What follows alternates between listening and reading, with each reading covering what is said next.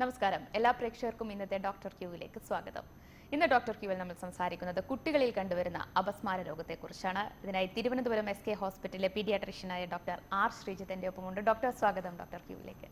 Doctor, ഇന്ന് പ്രധാനമായി 5 വയസ്സിൽ താഴെയുള്ള കുട്ടികൾക്ക്, മിക്ക കുട്ടികൾക്കും ഈ പനിയോടൊപ്പം ഫിറ്റ്സ് കണ്ടുവരുന്നതായിട്ട് കാണുന്നുണ്ട്. എന്താണ് ഡോക്ടർ അങ്ങനെ കാണാനുള്ള ഒരു കാരണം? അപ്പം എന്താണ് അപസ്മാരം എന്ന് പറയുന്നത്? തുടക്കത്തിൽ ഞാൻ രണ്ടാമത്തെ ചോദ്യത്തിന് ആൻസർ പറഞ്ഞുകൊണ്ട് മറ്റിലോട്ട് കിടക്കാം. എല്ലാവരും വിചാരിക്കുന്നത് പോലെ അപസ്മാരം അല്ലെങ്കിൽ ഫിറ്റ്സ് എന്ന് പറയുന്നത് ഒരിക്കലും ഒരു രോഗമല്ല, ഒരു രോഗലക്ഷണമാണ്. അപ്പോൾ നമുക്ക് പല കാരണങ്ങൾ കൊണ്ട് നമുക്ക് ഇപ്പോൾ പാരമ്പര്യത്തിൻ്റെ ചെറിയ അംശം അതിലുണ്ട്. പിന്നെ നമുക്ക് രോഗത്തിൻ്റെ അവസ്ഥ, ചിലപ്പോൾ ഇപ്പോൾ ബ്രെയിനിൻ്റെ അകത്ത് നമുക്കൊരു ഇൻഫെക്ഷൻ വന്നു, അല്ലെങ്കിൽ ബ്രെയിനിലൊരു ക്ഷതം വന്നു, അല്ലെങ്കിൽ നേരത്തെ ഉള്ള ചില മാറ്റങ്ങൾ ബ്രെയിനിൽ ജനിക്കുമ്പോൾ ഹെറിഡിറ്ററി ആയിട്ട് മാറ്റങ്ങളുള്ളവർക്ക്, ഇത്തരം പേർക്ക് നമുക്ക് ഒരു അസുഖമുണ്ട് അല്ലെങ്കിൽ സൂചന നൽകുന്നത് ജെന്നിയിലൂടെയാണ്, അല്ലെങ്കിൽ നമ്മുടെ ഫിറ്റ്സ് വഴിയാണ്. അപ്പോൾ ഫസ്റ്റ് ഓഫ് ഓൾ അപസ്മാരം ഒരു ലക്ഷണമാണ്. ഇനി രണ്ടാമത്തെ ചോദ്യത്തിന് ഉത്തരം, പനി കാരണമുള്ള അപസ്മാരം അല്ലെങ്കിൽ ജെന്നി, അപസ്മാരം എന്ന് പറയാൻ പറ്റില്ല, ഒരു സീഷർ എന്നേ പറയാൻ പറ്റത്തുള്ളൂ.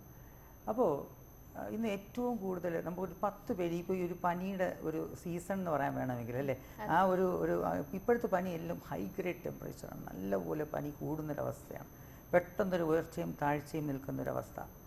അപ്പോൾ ഈ ഒരു അവസ്ഥയിൽ നമ്മുടെ ഒരു 10 കുട്ടികൾ നമ്മളൊരു കാഷ്വാലിറ്റിയിൽ വലിയ പനിയായിട്ട് വരുന്നിട്ടുണ്ടെങ്കിൽ അതിൽ കഷ്ടകാലം അല്ലെങ്കിൽ ഒരു എന്തു പറയുന്നത് ഈ ഒരു കാലഘട്ടത്തിൽ 2 പേരെങ്കിലും ജെന്നിയും കൂടെ ഉൾപ്പെട്ട് വരുന്നവരാണ്, പനിയോടൊപ്പമുള്ള ജെന്നി.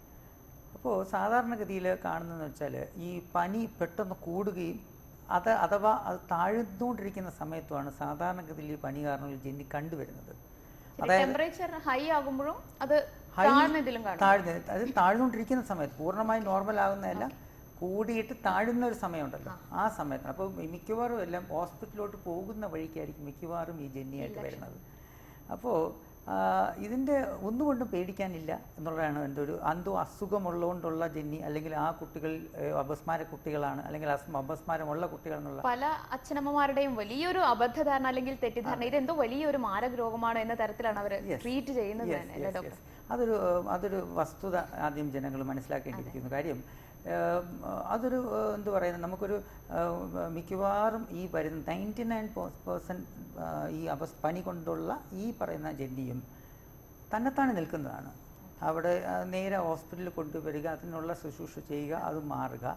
അത് കഴിഞ്ഞിട്ട് നമ്മൾ ശ്രദ്ധിക്കേണ്ട കുറച്ച് കാര്യങ്ങളുണ്ട്, അത് ഡോക്ടർ പറഞ്ഞിരുന്നനുസരിച്ച് ചെയ്യുക. ചെയ്തു കഴിഞ്ഞാൽ മാറും. ഡോക്ടർ, നമുക്ക് അതിലേക്ക് വരാം. ഒരു കോൾ ഉണ്ട് നമുക്ക്. ഹലോ ഹലോ ഹലോ ഹലോ, ആരാണ് വിളിക്കുന്നത്? ഇത് പുനലൂന്നാണ് വിളിക്കുന്നത്. ശരി, ഡോക്ടറോട് ചോദിച്ചോളൂ. ഡോക്ടർ, എൻ്റെ മോക്ക് ഇപ്പൊ 5 വയസ്സായി. അപ്പം മോക്ക് ഇതിനു മുമ്പ് 2-3 പ്രാവശ്യം ഇതുകൊണ്ടൊക്കെ ഉറക്കത്തിൽ ഉണർന്ന് കിടന്നിട്ട് ഒരേ ഡയറക്ഷനിൽ തന്നെ നോക്കി കിടക്കുന്ന. അപ്പം EG എടുത്തപ്പം ചെറുതായിട്ടൊരു അബ്നോർമാലിറ്റി ഉണ്ട്. അപ്പം പിന്നെ അവിടെ നമ്മൾ MRI സ്കാൻ എടുത്തു, അന്നേരം അതെല്ലാം നോർമൽ ആണെന്നാ കാണിക്കുന്നത്. അപ്പം ഇവിടെ ന്യൂറോളജിസ്റ്റിനെ കാണിച്ചപ്പോ ഓക്സിറ്റോൾ 150 എന്ന് പറഞ്ഞ ടാബ്ലറ്റാ കൊടുത്തത്. അപ്പം അത് ഇതിന്റെ ആണോ ഫിക്സിന്റെ ആണോ അതോ EG എടുത്തിട്ടുണ്ടായിരുന്നോ? MRI അല്ലാതെ EG എടുത്തിട്ടുണ്ടായിരുന്നോ?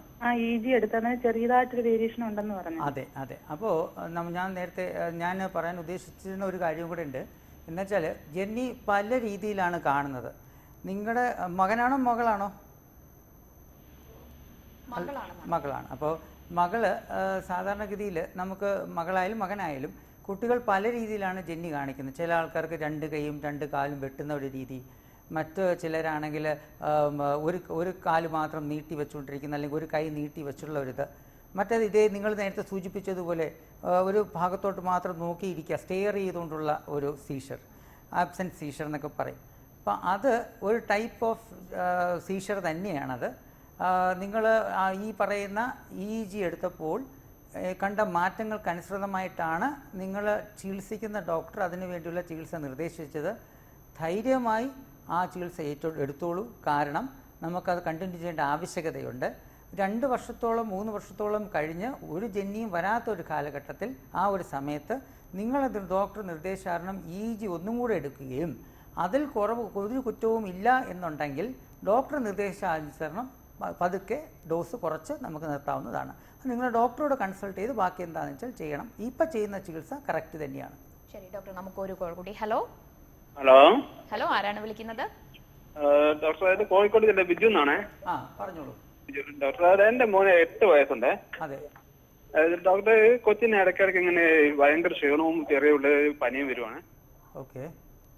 ഡോക്ടറെ കാണിച്ച് ഡോക്ടർ അസുഖമൊന്നും ഇല്ലാന്ന് പറഞ്ഞു. ഡോക്ടർ ഒന്നും ഇല്ലാന്ന് പറഞ്ഞു. എന്താണ് ഇങ്ങനെ ഇടയ്ക്ക് ഡോക്ടർ ഇങ്ങനെ പനി വരുന്നത്? പനി വരുന്നത് ഒന്നാമത്തെ കാര്യം എന്ന് പറയുന്നത്, നമുക്ക് കുട്ടിയെ കാണാതെ ഒരു പനിയെക്കുറിച്ച് ഞാൻ പറയുന്നത് തെറ്റാണെങ്കിലും സാധാരണഗതിയിൽ ഒരു പനിയുടെ കൂടെ വേറെ ലക്ഷണം എന്തെങ്കിലും ഉണ്ടോ? ഇല്ല ഡോക്ടറെ, വെറും പനി മാത്രമല്ലേ ഉള്ളൂ അല്ലേ? ഭയങ്കര ക്ഷീണവും. ഭയങ്കര ക്ഷീണം. അപ്പോൾ നിർബന്ധമായും നിങ്ങളിപ്പോൾ എത്ര ദിവസമായി തുടങ്ങിയിട്ട് കുട്ടിക്ക്? 5 വയസ്സ് തൊട്ടേ വരുന്നതാണ്. 5 ദിവസം തൊട്ടോ? 5 വയസ്സ് തൊട്ട് ഇടയ്ക്കിടയ്ക്ക് ഈ പനി ഇങ്ങനെ കാണുന്നുണ്ട്. അത് ഇതിന് ഉത്തരം എനിക്ക് പറയാൻ സാധിക്കില്ല. കാര്യം 5 വയസ്സ് തൊട്ട് ഇത്രയും കാലം വിട്ട് പനി വരിക എന്നുള്ളത് നമുക്കൊരു സ്റ്റുഡിയോയിൽ കൂടി ഡിസ്കസ് ചെയ്യേണ്ട കാര്യമില്ല. നിങ്ങൾ ഡോക്ടറെ കൊണ്ട് ഫർദർ ഇൻവെസ്റ്റിഗേഷൻ ചെയ്ത് തന്നെ അതിന് ചികിത്സാ മാർഗം കണ്ടുപിടിക്കേണ്ടിയിരിക്കുന്നു. സോറി. ശരി ഡോക്ടർ, ഈ അപസ്മാര ലക്ഷണങ്ങൾ എന്ന് വെച്ച് കഴിഞ്ഞാൽ ഈ ശരീരത്തിലുണ്ടാകുന്ന ഈ മാറ്റങ്ങൾ മാത്രമാണോ അതോ മറ്റെന്തെങ്കിലും സിംറ്റംസ് കൂടി കുട്ടികൾ കാണിക്കും? ഒന്നാമത്തെ കാര്യം എന്ന് പറയുന്നത്, നമുക്ക് ഈ പനി അല്ലാത്ത ചില ജന്യുകൾ ഞാൻ പറഞ്ഞല്ലോ, സ്ഥിരമായിട്ട് വരുന്നവർ, അപ്പോൾ അല്ലെങ്കിൽ ഇടയ്ക്കിടയ്ക്ക് വന്നു പോകുന്നത്, അങ്ങനെയുള്ള കാര്യങ്ങൾ നമുക്ക് ഓറ എന്ന് പറഞ്ഞൊരു കാര്യമുണ്ട്.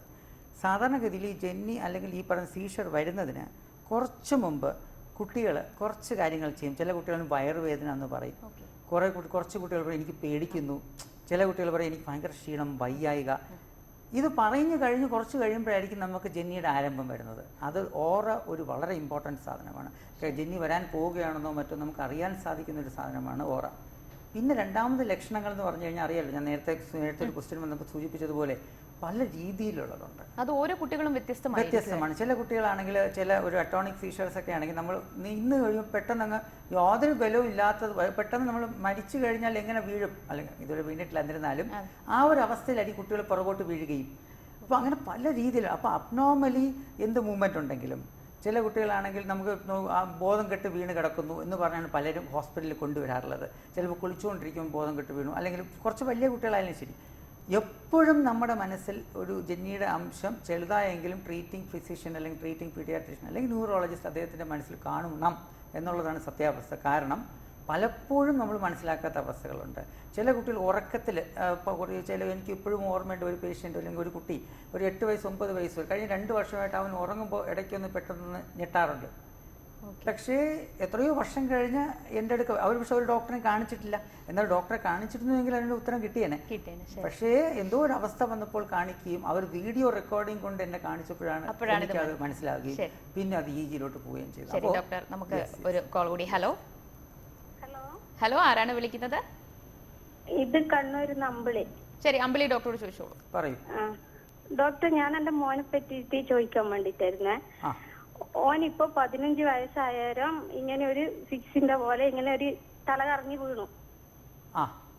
എന്നിട്ട് പിന്നെ ഓനോട് ചോദിക്കുമ്പോ പറയുന്നു ഞാൻ കുറച്ച് സമയത്തേക്ക് ഒന്നും അറിയുന്നില്ല എന്ന് പറഞ്ഞു. നമ്മൾ എന്നിട്ട് ഡോക്ടറെ കാണിച്ചാലും ഡോക്ടർ പിന്നെ തലേന്റെ മറ്റേ സ്കാനിങ്ങും അതും ഇതെല്ലാം ചെയ്തേരം അതിലൊന്നും കാണുന്നില്ല എന്ന് പറഞ്ഞു. അത് ചെയ്ത് നോക്കുമ്പോ ഒന്നും കാണുന്നില്ല എന്ന് പറഞ്ഞു. എന്നിട്ട് പിന്നെ കുറച്ച് കഴിഞ്ഞേരം ഡോക്ടർ പറഞ്ഞു അങ്ങനെ എന്തെങ്കിലും ആണെങ്കിൽ പിന്നെ ഒരു സമയം കൂടി ഉണ്ടാവും എന്ന് പറഞ്ഞു. അങ്ങനെ 2 പ്രാവശ്യം ഉണ്ടായി. ഇപ്പൊ 15+2 പഠിക്കുന്നതാണ്. കഴിഞ്ഞ വർഷം ഇത് ഉണ്ടായിന്. പ്ലസ് 10ാം ക്ലാസ്സിലെ റിസൾട്ട് അറിഞ്ഞതിന് ശേഷം എന്നിട്ട് കാണിച്ചേരം ഡോക്ടർ പറഞ്ഞ് ഇത് ചെറിയൊരു ശതമാനം ഉള്ളതാണെന്ന് പറഞ്ഞിട്ട് അങ്ങനെ ഇത് ഫിക്സിന്റെ അസുഖമാണെന്ന് പറഞ്ഞുകൊണ്ട് നമ്മൾ മംഗലാപുരം കാണിച്ചിട്ട് ആടുന്ന് ഇപ്പൊ ഓക്സോളം 300 ടാബ്ലറ്റ് കൊടുക്കുന്നുണ്ട്. അത് ഇവന് ടെൻഷൻ വരുമ്പോ അതാവുന്നു എങ്ങനെയാണെന്ന് അറിയുന്നില്ല. അവന് ഭയങ്കര ഒരു ടെൻഷനും കാര്യമെല്ലാം ഉണ്ട്. എന്തെങ്കിലും ഒരു റിസൾട്ട് വരാനാവുമ്പോ അല്ലെങ്കിൽ പരീക്ഷേൻ്റെത് എന്തെങ്കിലും ആവുമ്പോ അങ്ങനെയെല്ലാം ആവുമ്പോ അവന് ഭയങ്കര ഒരു പേടിയാണ്. മനസ്സിലായി. അത് എന്തുകൊണ്ടാണ് ഇത് കുറെ നാള് ഗുളിക കഴിക്കണോ എങ്ങനെയാണ് ഓൻ പറയുന്നത്? അത് ഞാനൊന്നും അറിയുന്നില്ല വരുമ്പോ എന്നാ പറയുന്നത്. പിന്നെ ഓന് ഈ അലർജിന്റെ സൂക്കേട് ഉണ്ടായിട്ട് നമ്മൾ കുറെ കാലം അലർജിന്റെ മരുന്ന് കൊടുത്തിനേന്. ഒരു 14 വയസ്സ് വരെയല്ല അത് കുടിച്ചിന്. അതുകൊണ്ട് വന്നതാണോ എങ്ങനെയാണ്?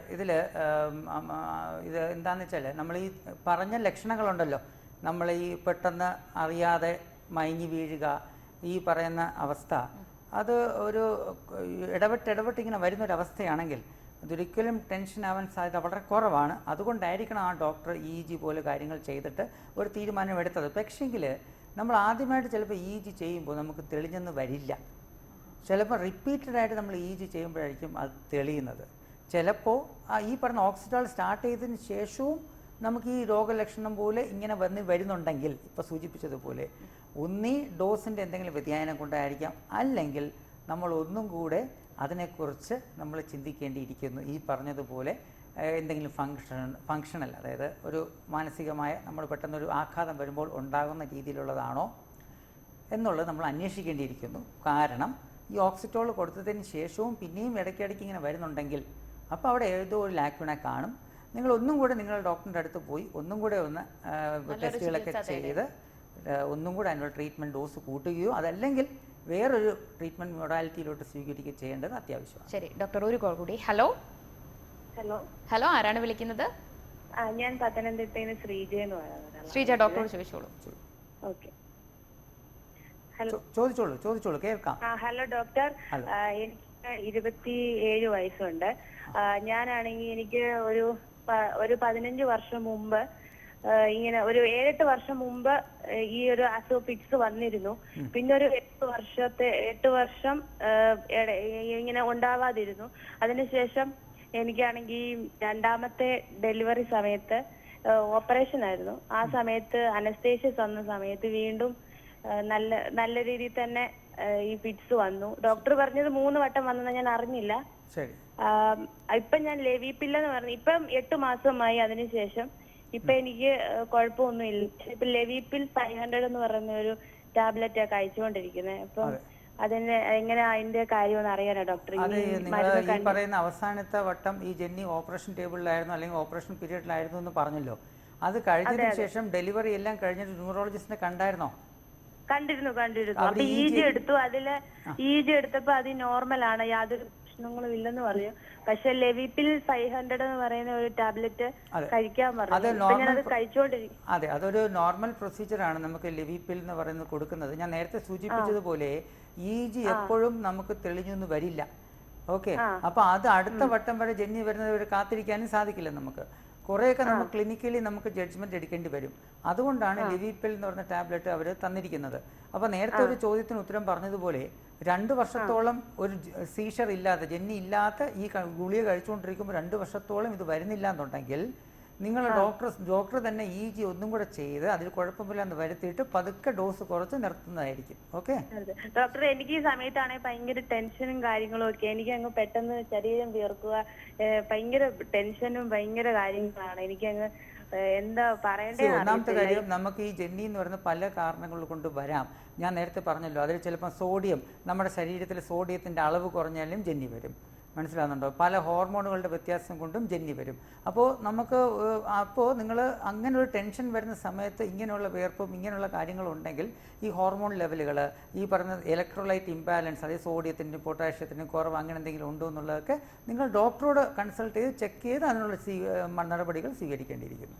ശരി ഡോക്ടർ, നേരത്തെ സൂചിപ്പിച്ചതുപോലെ ഇതൊരു രോഗമല്ല, രോഗലക്ഷണമാണെന്ന് പറഞ്ഞു. പക്ഷേ ആൾക്കാർക്കിടയിൽ വലിയ തരത്തിലുള്ള ഒരു അബദ്ധധാരണയുണ്ട്. എനിക്ക് തോന്നുന്നു പല സിനിമകളിലടക്കം നമ്മൾ കണ്ടതായിരിക്കാം. താഴെ വീഴുന്നു, കുഴഞ്ഞു വീഴുന്നു, കൈകാലിട്ടടിക്കുന്നു, അപ്പോൾ ഓടിച്ചെന്ന് ഒരു ഇരുമ്പ് എന്തെങ്കിലും കയ്യിൽ പിടിച്ചു കൊടുക്കുന്നു. എങ്ങനെയാണ് ഒരു പ്രഥമ ശുശ്രൂഷ എങ്ങനെയാണ് നൽകേണ്ടത്? ഇതാണോ ആ രീതി, ശരിയായ രീതി? ഒരു തെറ്റായ ധാരണ ഇന്നും എൻ്റെ ഹോസ്പിറ്റലിൽ കഴിഞ്ഞ ആഴ്ച വന്നപ്പോഴും ഇതുപോലെ താക്കോലും കൊണ്ടൊരു കുട്ടിയെ കൊണ്ടുവന്നിട്ടുണ്ട്. അപ്പോൾ താക്കോൽ കൊടുക്കുന്നതിനല്ല വിരോധം, പക്ഷെ പലരും ആ പ്രഥമ ശുശ്രൂഷ നൽകാതെ താക്കോലിനോ ഇരുമ്പിനോ വേണ്ടി തപ്പുന്ന ഒരു അവസ്ഥ കാണും. യാതൊരുവിധ അടിസ്ഥാനവുമില്ല. ഒന്നാമത്തെ കാര്യം ഞാൻ സൂചിപ്പിക്കട്ടെ, സാധാരണഗതിയിൽ 90% അല്ലെങ്കിൽ 99 എന്ന് വേണമെങ്കിലും പറയാം % ജെന്നിയും ഒരു 2 മിനിറ്റ് കൊണ്ട് സാധാരണഗതിയിൽ നിൽക്കുന്നതാണ്. ആ 2 മിനിറ്റാണ് ഏറ്റവും പ്രാധാന്യം അർഹിക്കുന്നത്. ഒന്നാമത്തെ കാര്യം, ഇപ്പോൾ റോഡ് സൈഡിലാണെങ്കിൽ അദ്ദേഹത്തെ റോഡിൽ നിന്നും മാറ്റി കിടത്തുക, ഒരു സുരക്ഷിതമായ സ്ഥാനത്തിലെത്തിക്കുക, അങ്ങനെയുള്ള കാര്യങ്ങൾ നമ്മൾ മുന്നോട്ട് നീങ്ങണം. അതേപോലെ ഈ പറയുന്ന ബാക്കി മൂർച്ചയുള്ള സാധനങ്ങൾ ഇവ ഒന്നും അടുത്തൊന്നും കാണരുത്. എത്രയും കുറച്ച് ഒരു അവസ്ഥ നോർമലായി കഴിഞ്ഞു കഴിഞ്ഞാൽ അദ്ദേഹത്തിനെ സുരക്ഷിതമായി ഒരു ആശുപത്രിയിൽ എത്തിക്കുക. ഇങ്ങനെയുള്ള ഫസ്റ്റ് എയ്ഡുകൾ നമ്മൾ കൊടുത്തു കഴിഞ്ഞു കഴിഞ്ഞാൽ പലപ്പോഴും നമുക്ക് ഇരുമ്പ് തപ്പിയാൽ കിട്ടില്ല. അപ്പോൾ വാല്യുബിൾ ടൈമാണ് പോകുന്നത്. ബ്ലീഡിങ് പെട്ടെന്നൊരു നമ്മൾ ഒരിക്കലും ഈ ജന്നി വരുമ്പോഴത്തേക്ക് പിടിച്ചു നിർത്താനോ ആ ജന്നിയെ 2 കൈയിട്ട് അടിക്കുകയോ മറ്റോ ചെയ്യുകയാണെങ്കിൽ അതിനെ പിടിച്ചു കെട്ടാനോ ഒന്നും ശ്രമിക്കേണ്ട കാര്യമില്ല. ചുറ്റുപാട് സുരക്ഷിതമാക്കുക എന്നുള്ളതാണ് ഏറ്റവും പ്രാധാന്യം അർഹിക്കുന്നത്. ഒരു റോഡിലാണെങ്കിൽ മറ്റു വണ്ടികളെ തടഞ്ഞിടുക, അതൊക്കെ അങ്ങനെയുള്ള ഈ ജന്നി നിൽക്കുന്നു കഴിഞ്ഞിട്ട് അതിൽ കൂടുതൽ അവസ്ഥ ഉണ്ടാക്കാതിരിക്കാൻ നമ്മൾ ശ്രമിക്കുക. ആശങ്കാകുലരാവേണ്ട കാര്യമില്ല. അതൊരു ഇത് ജന്നി എന്ന് പറയുന്ന ഒരു സാധാരണഗതിയിൽ നമുക്കൊരു രോഗലക്ഷണമായതുകൊണ്ട് നമ്മൾ ഒരിക്കലും ആശങ്കാകുലരായി ഒരു വളരെ വെപ്രാളത്തോടെ പെരുമാറേണ്ട കാര്യമില്ല. മറ്റുള്ളവരെ സമാധാനിപ്പിക്കുകയും ബന്ധുക്കളെ സമാധാനിപ്പിക്കാൻ പറ്റില്ല, എന്നിരുന്നാലും ഒരു ഔട്ട്സൈഡർ ബാക്കിയുള്ളവരെ സമാധാനിപ്പിക്കുകയും നമ്മളുണ്ട് എന്നുള്ള വരുത്തി തീർക്കുകയും ആ രീതിയിലുള്ള സുരക്ഷയും ഒരുക്കുക എന്നുള്ളതാണ്. കുട്ടികളുടെ കാര്യമാകുമ്പോൾ കുട്ടികൾ പലപ്പോഴും എപ്പോഴും അച്ഛനമ്മമാർക്ക് ശ്രദ്ധിക്കാൻ കഴിയണമെന്നില്ല. അവരെ സ്കൂളിൽ പോകും, ഇടപഴകുന്നത് വേറെ രീതിയിലാണ്, എപ്പോഴും വീട്ടിലുണ്ടാകണമെന്നില്ല. ഇപ്പോൾ വീട്ടുകാരിലെ അച്ഛനമ്മയായാലും സ്കൂളിലെ ടീച്ചേഴ്സ് ആയാലും സുഹൃത്തുക്കളായാലും ഇതിനെ കുറിച്ച് ഇൻഫോംഡ് ആയിരിക്കേണ്ട കാര്യം എത്രത്തോളം? 100% നമ്മൾ ഒന്നാമത്തെ പലപ്പോഴും ഇതൊരു സോഷ്യൽ സ്റ്റിഗ്മ എന്ന് പറയും. ഇപ്പം ആസ്മയായാലും ഈ പറയുന്ന അപസ്മാരമായാലും നമുക്ക് പലപ്പോഴും ഒരു സോഷ്യൽ സ്റ്റിഗ്മയാണ്. നമ്മുടെ കുട്ടി മറ്റുള്ളവരെന്ത് വിചാരിക്കും, തെറ്റായി വിചാരിക്കുമോ, അതിൻ്റെ ഫസ്റ്റ് ഓഫ് ഓൾ ആ സോഷ്യൽ സ്റ്റിഗ്മ മാറണം ഈ സമൂഹത്തിൽ നിന്ന്. അതിന് വേണ്ട നടപടി നമ്മൾ തന്നെ സ്വീകരിച്ചാലേ സാധിക്കുകയുള്ളൂ. എപ്പോഴും നമ്മുടെ സ്കൂളിൻ്റെ ക്ലാസ് ടീച്ചർ, എല്ലാ ടീച്ചറും അതിന് ഇൻഫോം ചെയ്യേണ്ട, ക്ലാസ് ടീച്ചർ ഒരാളെ ഇൻഫോം ചെയ്യുക, ഈ കുട്ടി ഈ സോ ആൻഡ് സോ പ്രോബ്ലംസ് ഉണ്ട്, അവൻ ഇന്ന ഒരു ടാബ്ലറ്റ്സ് എടുക്കുന്നുണ്ട്, അവരെ ഇൻഫോം ചെയ്യേണ്ട ചുമതല നമുക്ക് ആവശ്യമാണ്. രണ്ടാമത് അക്കാര്യം അങ്ങനെ ചെയ്യുമ്പോൾ ഇപ്പോൾ അവരൊരു പിക്നിക്കിന് പോയി, അല്ലെങ്കിൽ നമ്മളെല്ലാവരും കൂടി ഒരു പിക്നിക്കിന് പോയി, കുട്ടികൾ ചേർന്ന് പോകുന്നു. അപ്പോൾ നേരത്തെ ഇൻഫോംഡ് ആണെങ്കിൽ, ഇപ്പോൾ ഒരു നീന്തൽ ആണ്, നമ്മൾ നീന്തുകയാണെങ്കിൽ എപ്പോഴും നിരീക്ഷിക്കാൻ ഒരാൾ കാണും, എപ്പോഴും നിരീക്ഷിക്കാൻ ഒരാൾ വേണം. ഇങ്ങനെയുള്ള കുട്ടികൾ നീന്തൽ പോകുമ്പോൾ എപ്പോഴും നിരീക്ഷിക്കാൻ ഒരാൾ നിർബന്ധമായി കാണണം. കൂടുതൽ ആഴങ്ങളിലോട്ട് പോകാതിരിക്കുകയും ഒറ്റയ്ക്ക് നീന്താതിരിക്കാനുമുള്ള നമ്മൾ സൂക്ഷിക്കണം, ചെറിയൊരു കരുതൽ ആവശ്യം. അതെ. അതേപോലെ ഹൈറ്റ്സ്, നമ്മളിപ്പം വളരെയധികം പൊക്കമുള്ള കെട്ടിടങ്ങളിലും അല്ലെങ്കിൽ ഈ പറയുന്ന ഒറ്റയ്ക്ക് പോവുകയും അങ്ങനെയൊക്കെ വരുമ്പോൾ നമ്മൾ ഒരു കരുതൽ എപ്പോഴും കരുതിയിരിക്കണം. അതുകൊണ്ട് ഇൻഫോംഡ് ആയിരിക്കണം നമ്മുടെ സ്കൂളുകളിൽ. നമുക്കൊരു കോൾ കൂടി. ഹലോ ഹലോ, ആരാണ് വിളിക്കുന്നത്? ഡോക്ടറോട് ചോദിച്ചോളൂ. Hello, good evening sir. Good evening, ചോദിച്ചോളൂ. എന്റെ കൊച്ചിന് 2 വയസ്സുള്ള അങ്ങനെ ഒരു പനി വന്നിരുന്നു. അതെ. പനി വരുമ്പോ ബോധേഷം പോലെ ജസ്റ്റ് 1 മിനിറ്റ് അങ്ങനെ ഉണ്ടായിട്ടുള്ളൂ. കേട്ടില്ല, ഒന്നും കൂടെ പറയാമോ പ്ലീസ്? ജസ്റ്റ് ഒരു ബോധക്ഷയം പോലെ വന്നു. ഓക്കെ. അങ്ങനെ ഡോക്ടറെ കാണിച്ചപ്പോ ഡോക്ടർ പറഞ്ഞത് ടിക്സ് ആണ്, അതിനിപ്പോ പനി വരുന്നതിന് മുമ്പ് ടാബ്ലറ്റ് കൊടുക്കണം. അത് ഈ അപസ്മാരമായിട്ട് ബന്ധപ്പെട്ട സംഭവമാണ്. ഒന്നാമത്തെ കാര്യം ഞാൻ പറഞ്ഞല്ലോ, നമ്മൾക്ക് ഫിറ്റ്സ് പല രീതിയിൽ വരും. അപ്പോൾ സാധാരണഗതിയിൽ നമുക്കൊരു ബോധക്കേട് വരുമ്പോൾ അല്ലെങ്കിൽ ആ ഒരു സമയത്ത് ചിലപ്പോൾ 2 കണ്ണുകളും മുകളിലോട്ട് പോവുക എന്നുള്ള അവസ്ഥ മാത്രമായിരിക്കും ആ ഒരു ജന്നിയിൽ നമുക്ക് കാണുന്നത്. അപ്പോൾ അത് ജന്നി തന്നെയാണ്. ആ ഒരു കുറച്ച് കാര്യങ്ങൾ നമുക്ക് അത് കഴിഞ്ഞ ഉടനെ കുറച്ച് നേരത്തേക്ക് ഒരു ബോധക്കേട് അല്ലെങ്കിൽ ഒരു പരസ്പരം ഇതില്ലാതെ കിടക്കുന്ന കുട്ടി അൺറെസ്പോൺസീവായിട്ട് കിടക്കുക, പോസ്റ്റ് ഇക്ടൽ ഫേസ് എന്നൊക്കെ പറയും. ഇതൊക്കെ നമ്മൾ ജന്നിയെ തന്നെയാണ് സൂചിപ്പിക്കുന്നത്. അപ്പോൾ അത് കഴിഞ്ഞിട്ട് സാധാരണഗതിയിൽ ആദ്യത്തെ ഒരു ജന്നി, പനി കാരണമുള്ള ജന്നി, ആ 24 മണിക്കൂറിൽ വേറൊരു ജന്നിയും വരാതെ ഇരിക്കുന്ന ഒരു ജന്നി, അപ്പോൾ ഇങ്ങനെയുള്ള സിമ്പിൾ ഫെബ്രൈൽ സീഷേഴ്സ് എന്ന് പറയും. അപ്പോൾ അങ്ങനെയാണെങ്കിൽ നമ്മൾ ഫീവർ പ്രൊഫൈലാക്സിസ്, അതായത് ഇനി പനി വന്നു കഴിഞ്ഞാൽ നമുക്ക് ജന്നി വരാതിരിക്കാൻ എന്തൊക്കെ നമുക്ക് ചെയ്യാൻ പറ്റും എന്ന് പഠിപ്പിച്ചു കൊടുക്കുക. അതിൽ ഒന്നാണ് ഈ ഒരു ടാബ്ലറ്റ് ഉണ്ട്, വാലിയം, ഫ്രീസിയം എന്നൊക്കെ പറയും. ആ ടാബ്ലറ്റ്സ് കരുതാൻ പറയും.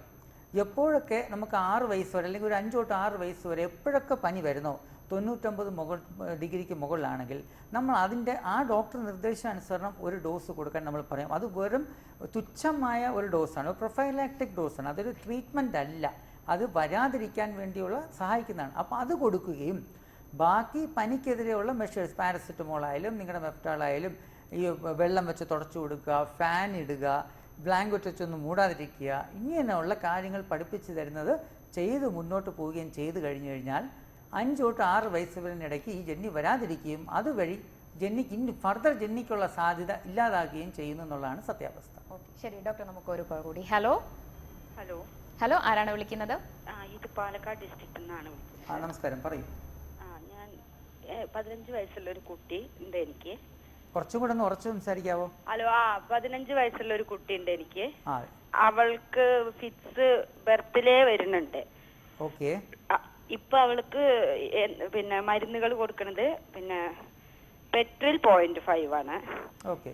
പിന്നെ ലാമിറ്റോർ 50, പിന്നെ വാൾപ്രിഡ് 500, സോറി 300 ആണ് കൊടുത്തോണ്ടിരിക്കുന്നത്. അപ്പൊ അവൾക്ക് നമ്മളെല്ലാം ചെയ്തു, സ്കാൻ ചെയ്തു, അതൊക്കെ ചെയ്തപ്പോ അവൾക്ക് സെറിബ്രൽ പാൾസി ഇതുണ്ട്. അപ്പോ ഇപ്പൊ എന്താ വെച്ചാൽ അവളെ നമ്മൾ ബാത്റൂമിലൊക്കെ കൊണ്ടുപോയി വെള്ളം മേളിൽ തട്ടിയാൽ അപ്പോ ഫിറ്റ്സ് വരുന്നുണ്ട്. അപ്പൊ അത് കാരണം നമ്മൾ തീരെ കുളിപ്പിക്കാൻ പറ്റില്ല, പിന്നെ തുടച്ചു കൊടുക്കാനൊക്കെയാണ് സാധിക്കുന്നുള്ളൂ. ഇത് വെള്ളം തട്ടുന്നതും ഇതും തമ്മിൽ വല്ല വെള്ളം തട്ടുന്നത് ഒരു ട്രിഗർ ആണെന്ന് പറയാൻ പറ്റില്ല. ഡിപ്പെൻസ് ആണ്. നമുക്ക് സെറിബ്രൽ പാൽസി വരുന്ന കുട്ടികളാകുമ്പോൾ ചിലപ്പോൾ നമുക്ക് ബ്രെയിൻ ഘടനയിൽ ചെറിയ മാറ്റങ്ങൾ വന്നിരിക്കാം. അത് കാരണമാണ് നമ്മൾ ഇത്രയും മനസ്സിലാക്കിയെടുത്തോളം 3 ടൈപ്പ് ഓഫ് ആൻറ്റി എപ്പിലെപ്റ്റിക് മെഡിസിനാണ് നമ്മൾ എടുത്തുകൊണ്ടിരിക്കുന്നത്. അപ്പോൾ അവസാനമായിട്ട് ഡോക്ടർ എന്താണ് കണ്ടത്?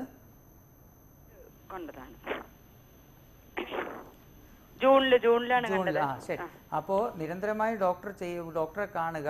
ആ ഒരു വെയിറ്റ് കൂടുന്നതനുസരിച്ച് നമുക്ക് ഈ മെഡിസിൻ്റെ ഡോസും കൂട്ടുക എന്നുള്ളതാണ്. ഇനി താങ്കൾ ചോദിച്ച ഒരു ചോദ്യം, വെള്ളം വീഴുന്നത്, പെട്ടെന്ന് വെള്ളം വീഴുന്നത് ചിലപ്പോൾ ഒരു ട്രിഗറിങ് ഫാക്ടർ ആയിരിക്കാം. തീരെ തണുത്ത വെള്ളമോ ഭയങ്കര ചൂടുവെള്ളം ഉപയോഗിക്കില്ല. തീരെ തണുത്ത വെള്ളം ഉപയോഗിക്കാതെ ഒരു ഇളം ചൂടും ആ ഒരു തണുപ്പുള്ള ആ ഒരു ഇതുണ്ടല്ലോ, അത് ഉപയോഗിച്ച് പതുക്കെ കുളിപ്പിക്കുക. അതായത് ആദ്യമേ വെള്ളം ഒഴിക്കാതെ ശകലം ഒഴിച്ച് ആ കുട്ടി ആ രീതിയിലൊന്ന് ട്രൈ ചെയ്ത് നോക്കൂ. ചിലപ്പോൾ ഇത് വിജയകരമായിരിക്കും ആകാം. ശരി ഡോക്ടർ, ഒരു കോൾ കൂടി. ഹലോ ഹലോ, ആരാണ് വിളിക്കുന്നത്? ഞാൻ കൊല്ലത്തുനിന്ന് ദാസാണ്. ഡോക്ടറോട് ചോദിച്ചോളൂ. നമസ്കാരം, പറയൂ. പറയൂ. എന്റെ മകനെ വേണ്ടിയാണ് വിളിച്ചതേ. അതെ. അവിടുത്തെ ടിവിയുടെ വോളിയം കുറച്ച് സംസാരിക്കാമോ? അതുകൊണ്ടാണ് ഇത്രയും ടെലിഫോൺ ലൈനിൽ ഇത്രയും ഡിലേ വരുന്നത്. ടിവിയുടെ വോളിയം കുറച്ച് സംസാരിക്കും. ശരി, ഇനി എന്റെ മകന് വേണ്ടിയാണ് സാറ് വിളിക്കുന്നത്. അതെ. മകന് 15 വയസ്സായപ്പോഴത്തേക്ക് ഉത്സവത്തിന് പോയിക്കൊന്ന് ഉറക്കം കഴിഞ്ഞപ്പോഴത്തേക്ക് ഇതുപോലെ ജന്നി വന്നായിരുന്നു. അപ്പൊ 3-4 വർഷം വരെ ഞാൻ സ്ഥലത്തില്ലാത്തൊന്നും ആശുപത്രി കാണിക്കാൻ പറ്റില്ല. പിന്നെ 3-4 വർഷം കഴിഞ്ഞ് ഞാൻ വന്നിട്ടാണ് ഇപ്പൊ ആശുപത്രി കാണിച്ചത്. അപ്പൊ ഡിപ്രോക്സ് 500 കഴിക്കാൻ പറഞ്ഞു. ശരി. അങ്ങനെ അത് കഴിച്ചോണ്ടിരുന്നു. അപ്പൊ അവന് കഴിച്ചോണ്ടിരുന്നപ്പോഴത്തേക്ക് ഗൾഫിൽ ജോലി കിട്ടി, അങ്ങനെ അവിടേക്ക് പോയി. അപ്പൊ ഈ കമ്പ്യൂട്ടറൊക്കെ നോക്കുമ്പോഴത്തേക്ക് ഇത്തിരി ഇതായിട്ട് വരുമായിരുന്നു. അങ്ങനെ പിന്നെ ഡിപ്രോക്സ് മാറ്റിട്ട് വാലൻസ് 750 കഴിച്ചോണ്ടിരുന്നു. അപ്പൊ അത് കഴിഞ്ഞ് വീണ്ടും ഈ കമ്പ്യൂട്ടർ നോക്കുമ്പോൾ വെട്ടലുള്ളതുകൊണ്ട് ഇപ്പൊ ബാലൻസ് 500 രൂപ 2 നേരം ആക്കിയിരിക്കുകയാണ്. ഇപ്പൊ 8 വർഷം കൊണ്ട് തുടർച്ചയായിട്ട് മരുന്ന് കഴിക്കുകയാണ്. അപ്പൊ ഡോക്ടറെ ചോദിച്ചത് പറഞ്ഞ് അത് മരുന്ന് കഴിച്ചുകൊണ്ടിരിക്കണം, നിർത്തുമ്പോ ഡോക്ടർ പറയാമെന്ന് പറഞ്ഞു. അങ്ങനെ ഇരിക്കുകയാണ്. അതെ, അങ്ങനെ ഒരു ബുദ്ധിമുട്ട് ഉള്ള ആളാണെങ്കിൽ നമുക്ക് മരുന്ന് കണ്ടിന്യൂ തന്നെ ചെയ്യണം. കാരണം നമുക്ക് ഈ പലപ്പോഴും നമുക്ക് ജന്നി കണ്ടിന്യൂസ് ആയിട്ട് നമുക്ക് കൺട്രോൾ ചെയ്യാതെ വന്നു കഴിഞ്ഞാൽ നമ്മുടെ ബ്രെയിനിൻ്റെ സെല്ലിനെ ചിലപ്പം ബാധിച്ചെന്ന് വരാം. അതുകൊണ്ടാണ് ആ ഡോക്ടർ അത് കണ്ടിന്യൂ ചെയ്യണം എന്ന് പറയുന്നത്. അപ്പം ഡോക്ടറുടെ നിർദ്ദേശാനുസരണം നമ്മൾ കണ്ടിന്യൂ ചെയ്യുന്നതാണ് ഉത്തമം. പിന്നെ ഡോക്ടറെ റെഗുലറായിട്ട് വിസിറ്റ് ചെയ്യുകയും ചെയ്യാം. ശരി ഡോക്ടർ, നമുക്കിനി ഇതിൻ്റെ ട്രീറ്റ്മെൻറ്റിലേക്ക് പോവുകയാണെങ്കിൽ കണ്ടിന്യൂസ് ആയി ട്രീറ്റ്മെൻറ്റ് എടുക്കേണ്ടതിൻ്റെ ആവശ്യകത, അപ്പം മരുന്നുകൾ കൃത്യസമയത്ത് കഴിക്കേണ്ടതിൻ്റെ ഒക്കെ ആവശ്യകത എത്രത്തോളം ഉണ്ട്? അത് ഒന്നാമത്തേനും ഇപ്പോൾ കുട്ടികളുടെ കാര്യമാണ് നമ്മൾ കൂടുതലും കോൺസെൻട്രേറ്റ് ചെയ്യുന്നത് ആയതുകൊണ്ട് ഞാൻ പറയാം. നമുക്ക് ഇപ്പം പനി കൊണ്ടുള്ളതാണെങ്കിൽ ഞാൻ നേരത്തെ പറഞ്ഞതുപോലെ ആവശ്യാനുസരണം കഴിച്ചാൽ മതി. പക്ഷേ ഒരു പ്രൂവണായിട്ടുള്ള ഒരു EEGയിൽ പ്രൂവണായിട്ടൊരു കാര്യമുണ്ടെങ്കിൽ നിർബന്ധമായും നമ്മൾ ആൻറ്റി എപ്പിലെപ്റ്റിക് മെഡിസിൻസ് ഡോക്ടർ പറയുന്നത് കേൾക്കണം. അതിൽ ഏറ്റവും പ്രാധാന്യം അർഹിക്കുന്നതെന്ന് വെച്ചാൽ പലപ്പോഴും പലരും റിവ്യൂവിന് കൃത്യമായി പോകാറില്ല. നിങ്ങൾക്കെല്ലാം അറിയാം, പാരസെറ്റമോൾ ഉൾപ്പെടെ പാരസെറ്റമോൾ തൊട്ട് എല്ലാ മെഡിസിൻസും കുട്ടികൾക്ക് വെയിറ്റിൻ്റെ അടിസ്ഥാനത്തിലാണ് നമ്മൾ നിർദ്ദേശിക്കുന്നത്. അപ്പോൾ കുട്ടികൾ വളർന്നു വരുന്ന സമയമാണ്. അപ്പോൾ ഇന്ന് കാണുന്ന വെയിറ്റ് അല്ല ചിലപ്പോൾ 6 മാസം കഴിയുന്നത്. പലപ്പോഴും നമ്മൾ ആ വെയിറ്റ് കൂടുന്നതനുസരിച്ച് ഡോസ് കൂട്ടുന്നില്ല. മരുന്നിൻ്റെ ഡോസ് കൂട്ടാത്തതുകൊണ്ട് ജന്നി ഒന്നും കൂടെ റിപ്പീറ്റായി വരുന്നതായിട്ട് കാണുന്നുണ്ട്. അപ്പോൾ റിവ്യൂ വളരെയധികം ഇമ്പോർട്ടൻ്റ് ആണ്. വെയിറ്റ് കൂടുന്നതനുസരിച്ച് ഡോസ് കൂട്ടാൻ ഡോക്ടറെ കണ്ടാലേ പുള്ളിക്ക് എഴുതാൻ പറ്റത്തുള്ളൂ. അപ്പോൾ നമ്മൾ പോയേ പറ്റൂ. രണ്ടാമത്തത്, ഡോസ് ഒരിക്കലും മിസ്സാവാൻ പാടില്ല. പലപ്പോഴും പലർക്കും ആൻറ്റി എപ്പിലെപ്റ്റിക് മരുന്ന് കഴിച്ചുകൊണ്ടിരിക്കുന്നവർക്ക് ഒന്നും കൂടെ നമുക്ക് അല്ലെങ്കിൽ റിപ്പീറ്റായിട്ട് ഇത് വരുന്നത് ഡോസ് മിസ് ചെയ്യുന്നതുകൊണ്ടാണ്. പലപ്പോഴും നമ്മൾ ഞാൻ പറഞ്ഞ നേരത്തെ സൂചിപ്പിച്ച സോഷ്യൽ സ്റ്റിഗ്മ കാരണം നിർത്തുന്നവരുണ്ട്, ചിലപ്പോൾ മറന്നു പോകാറുണ്ട്. കുറച്ച് കുട്ടിയൊന്ന് വലുതായ ഒരു കൗമാരപ്രായമായി കഴിഞ്ഞാൽ അവൻ്റെ കാര്യം നോക്കുമെന്ന് ഉദ്ദേശിച്ച് പലപ്പോഴും എന്തെങ്കിലും ഒരു അബദ്ധം പറ്റി മാറി നിൽക്കുന്ന മാതാപിതാക്കളുണ്ട്. അപ്പം ഡോസ് കൃത്യമായിട്ട് എടുക്കാൻ പേഷ്യൻസിന് പ്രേരിപ്പിക്കുക, അത്രയും കാര്യങ്ങൾ നമ്മൾ ശ്രദ്ധിക്കണം. അപ്പോൾ ഇതിനൊപ്പം പലരും ഇത് രോഗമായി കണ്ട് അത് മറച്ചു വയ്ക്കുന്നതും വലിയ തോതിലുള്ള പ്രശ്നങ്ങൾക്ക് കാരണമാകുന്നത്. എനിക്കൊന്നും വലിയ തോതിൽ ബോധവൽക്കരണം തന്നെയാണല്ലേ ഡോക്ടർ ഇതിൽ? 100%. കാര്യം പലപ്പോഴും നമുക്കൊരു മിക്കവാറും ഒരു ആക്സിഡൻസ് ഉണ്ടാവുന്നത് ഇതുകൊണ്ടാണ്. നീന്തലുന്ന കുട്ടികൾക്ക് പലപ്പോഴും ഡ്രൗൺ ചെയ്യും, നല്ല സ്വിമ്മർ ആകുന്നു, പക്ഷെ അവൻ ഡ്രൗൺ ആയിപ്പോയി, എങ്ങനെ പറ്റി? പലപ്പോഴും ഇതൊരു റീസണാണ്. അങ്ങനെ പല കാര്യങ്ങളും നമ്മൾ ഒളിച്ചു വയ്ക്കുന്നതിലൂടെ നമുക്കൊന്നും നേടാനില്ല. കറക്റ്റ് ചികിത്സാ രീതിയിലൂടെ നമ്മൾ മുന്നോട്ട് പോവുക തന്നെയാണ് ആവശ്യം. തീർച്ചയായും ഡോക്ടർ, നമുക്ക് സമയപരിമിതിയുണ്ട്, ഇനിയും ഒട്ടേറെ കാര്യങ്ങൾ ഇതിനെക്കുറിച്ച് ചോദിക്കണമെന്നുണ്ട്. മറ്റൊരു ദിവസമായിട്ട് എന്തായാലും വളരെയധികം നന്ദി ഡോക്ടർ, ഞങ്ങളുടെ അതിഥിയായി. ഇന്നത്തെ ഡോക്ടർ ക്യൂ ഇവിടെ പൂർണ്ണമാവുകയാണ്. വീണ്ടും നാളെ കാണാം. നമസ്കാരം.